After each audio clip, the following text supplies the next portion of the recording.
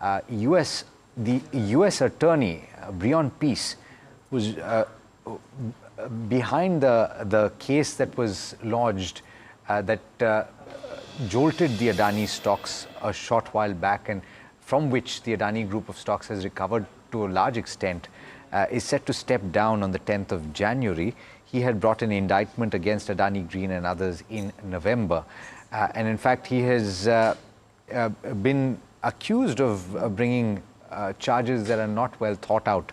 And several frontline voices have actually drawn this up and pointed this out over the course of the last several weeks. He was appointed, of course, by the US President Biden in 2021, and he's set to resign before Trump's swearing in, which is scheduled on the 20th of January. This is, of course, a significant update. A lot of the contents of that indictment have been shot down, have been countered by the Adani Group, and in fact by several leading legal voices in India as well. And this is something that already people have started putting behind them. It is reflective in the stock prices. If you can pull up some of the stocks, Adani Enterprises for one, you have the likes of Adani Green, which has also recovered quite sharply. You have several Adani Group companies that have recovered. But to draw your attention to the fact that this is an attorney Attorney General that has been in charge for about 4 years now. He was appointed in 2021, and he is set to step down on the 10th of January before the new presidency comes through. We've got Hiral joining in to give you some context about this and to tell you what this development means. Hiral? Absolutely. I mean, if you go to see clearly, this clearly proves as to what's happened so far as well, Alex, in terms of the indictment, because U.S. attorney who's behind the Adani case is resigning. Now, he will be stepping down on the 10th of January, as you mentioned as well. And Peace had brought an indictment against Adani Green as well as the others, and this was in the month of November. Last week of November is when all of this happened. And he had brought flimsy charges in indictment against the Adani management.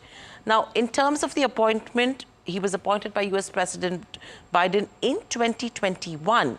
And now he will be resigning before Trump's swearing in, which is scheduled on the 20th of January. With this, let's just quickly pull up one-month charts of all the Adani group of companies and see, because after the indictment as well, you did have Gautam, Sagar Adani and Vineet Jain, who were not charged with FCPA violations in this indictment. In fact, they had given out, that's Adani Green, who came out with a statement as well, which actually clarified that it was only Azure as well as CDBQ officials who had been charged with bribery in the US DOJ indictment. These are, if you see the recovery as well, again, in the last 1 month, there has been pressure, but you're just seeing a 1 month chart that's in the month of December.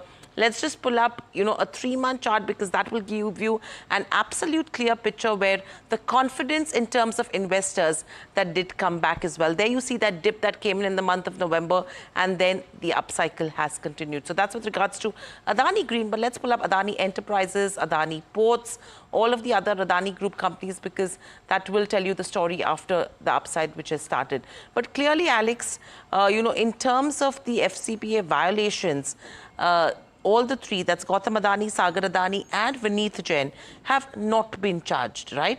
And clearly, the resignation is also proving that there has been some bit of, something that has been involved over here as well with regards to where Breon Peace is concerned, because these were flimsy charges that he brought in against the Adani management.